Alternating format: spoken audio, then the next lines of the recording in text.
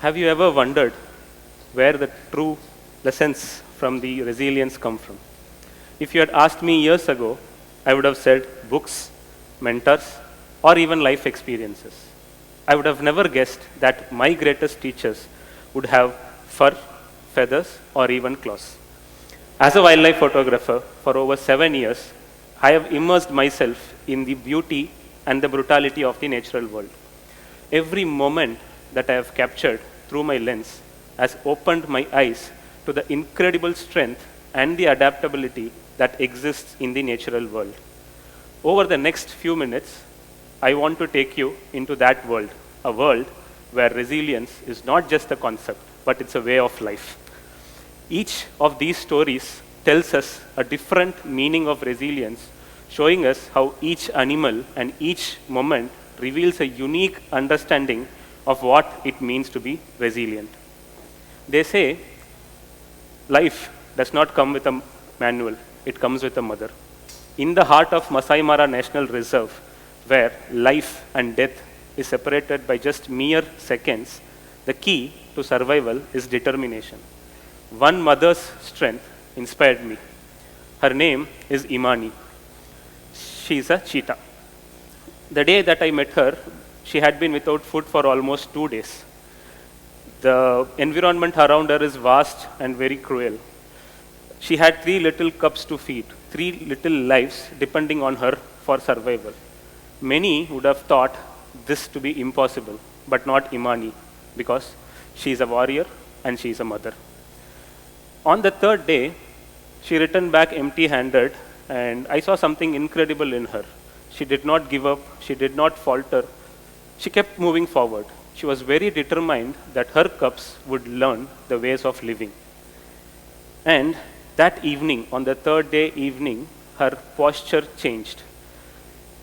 She crouched low and she was keenly observing a Thompson gazelle. Her cubs, instinctively knowing that this was their chance, they huddled behind her and patiently waited all the while. That moment, it was electric. And within a flash of a second, she took off. A blur of speed. Her focus totally unshakable, and her muscle rippling with purpose. In the next few seconds, she had made the kill. She had a Thompson gazelle in her mouth. She returned to her cubs. They had a perfect meal that day after 3 days of starving. But this was not just a meal. This was the beginning of their journey. On the 4th day, I observed that Imani was very intent on teaching her cubs the art of hunting. She showed them the first 2 steps, the stalking and the chase. And then she handed over the prize, a baby gazelle, to her cubs, and she stepped back. She wanted her cubs to try and make the final blow. Cubs being cubs, they were playful. They did not know what to do. They kept nudging the fawn like a baby. They were just playing around with it. There was no final kill. There was no final blow. They were totally unsure of what to do. Imani, she watched all this patiently from behind, and she could sense that the cubs needed something more. So she stepped in, and then she showed them how the hunt is to be done. I felt that day, Imani showed us what resilience truly means. Resilience is not just about survival. Resilience is all about learning, adapting, and growing through the lessons, and especially passing them forward. Resilience comes in many forms. And for our national animal, the Royal Bengal tiger, it is survival against impossible odds. I had been to Panna Tiger Reserve last December, especially to meet the 4 tiny cubs that was there, barely 6 months old. So I was with full excitement, I went for the trip. And that morning, when I ventured into the forest, my guide told me that how the mother would leave the cubs behind to go for hunting or even patrolling their territory, showing her presence around. That day was no different. My excitement was interrupted when I heard from another vehicle that the cubs were sighted, but then they disappeared like shadows inside the bush. But then what was more important at that point of time was that a huge male tiger was seen in the same territory where the cubs were around. and the male tiger, which is not their father, had got their scent. In the animal world, if a male tiger sees a different tiger's offspring, the first instinct for a male tiger is to kill that and spread his territory more. So we were all quite surprised. We were very scared what will happen to those 4 tiny cubs without the mother. But then the tiny cubs, they sensed the danger. And instead of hiding, they did something remarkable which no one of us on the scene expected. Instead of hiding, they ran. And in that desperation, they decided to cross the Ken River, a 120-foot wide river, strong currents, and crocodiles beneath the surface. That moment was electric. I held my breath of what would happen next. I was, will the crocodiles come up? Will they make it through the other side? But stroke by stroke by stroke, these cubs, they were together, collided with fear and instinct. Every second felt like an eternity. And then, finally, against all the odds, they reached the other side and darted into safety. This moment was nothing short of courageous. Without their mother, crossing the crocodile-infested river, running away from a male tiger was extraordinary. But as soon as their shadows disappeared, we were left with a lot of questions. What would happen next? Would they reunite with their mother? And what would these 4 tiny cubs do alone in an unfamiliar environment? Or would the male tiger cross the river and get to them? So we went back, and then the next morning finally arrived. We were the first to reach the entrance of the park. We were in a desperation to see those 4 tiny cubs who showed us what courage means. So we got into the boat for the boat safari, and we set across into the boat safari. That morning was more like a misty feel, entering into a world where dreams and reality collide, a world where anything could happen. At first, we could not see them on the last sighted place. We kept searching for a few minutes, and then we were losing hope every second that passed by. As we turned back our boat to come back to the original point, our boat slowed down. And we saw a shadow running towards the water. There it was. 4 of them, 4 tiny tiger cubs coming out from the bushes to wait for their mother. They had survived 20 hours without their mother in an unfamiliar land.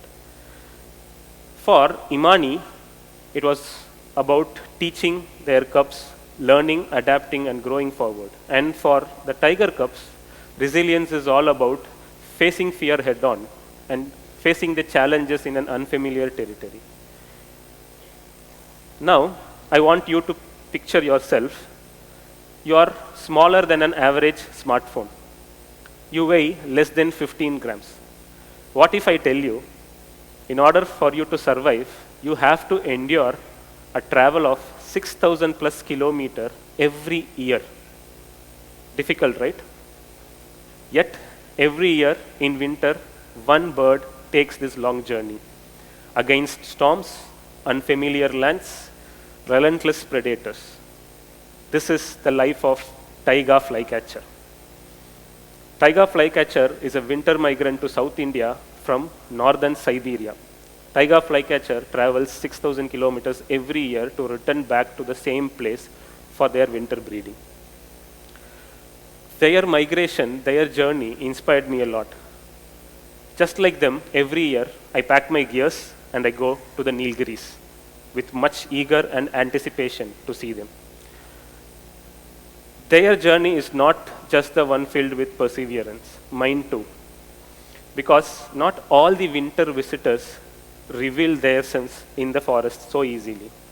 I was behind one particular winter visitor, a vibrant one, which I've been chasing for years literally.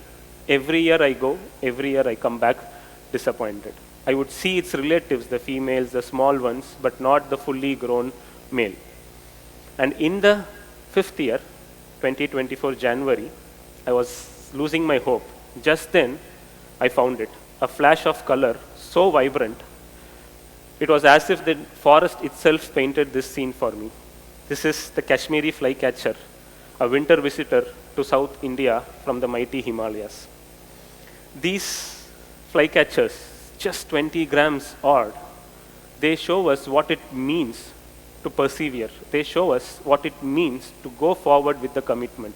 They come back to the same place year after year after year, just driven by their instinct and determination. Just like them, these tiny flycatchers, there is another migration which just echoes what resilience means in ways that we cannot comprehend. The wild beast migration in Africa. Every year, millions of wild beasts, zebras, and the antelopes migrate from Serengeti National Park in Tanzania towards Masai Mara National Reserve in Kenya in search of green pastures. What is the most difficult part? Crossing the Mara River, which is infested with the crocodiles waiting to strike. That day, I observed thousands of wild beasts gathered around the river bank, paralyzed with fear. One step could mean survival. The next could mean death. Like I said, in the wild, life and death is just mere seconds apart. And then, out of nowhere, one brave soul took the first step forward. One wild beast came forward and decided to cross. Call it madness, call it his age, wisdom, but then that one step was the change that inspired the herd to follow. Within seconds, the entire herd followed, and they started jumping off the cliff into the river to cross the Mara River. This jump is no ordinary jump. This is a jump on their trust, on their instincts and their trust with each other. Few were lucky and few could not make it. The ones that could make it were stronger in the end. But that first wild beast, the one which took the leap of faith, taught me something very simple but yet very powerful. Sometimes all you need is that leap of faith, because when one is brave enough, others get the courage to follow. Be it the flycatchers or the wild beast in their migration, they just echo one truth, one universal truth. Trust in each other and their instincts to keep moving forward together. As human beings, we often say our problems, our challenges are more distinct and more complicated, more important than the ones faced by these animals. Yet, nature is where true resilience is born. Nature shows us what a singularity of the word resilience could mean differently. For me, resilience is all about juggling my work, my personal life, and my passion for wildlife photography. It is a commitment to do what inspires me the most. And this definition of resilience is uniquely defined by my own life. And for you, it might mean something totally different based on the rivers and the currents that you have faced in your life. So the next time, ask yourselves, whenever you feel like giving up, ask yourself, can I be as determined as Imani? Can I be as courageous as those 4 tiny tiger cubs? Or as committed as these flycatchers? Or can I be that first wild beast to take the leap of faith? Because resilience is not just about survival. Resilience is what drives us to truly live. Thank you.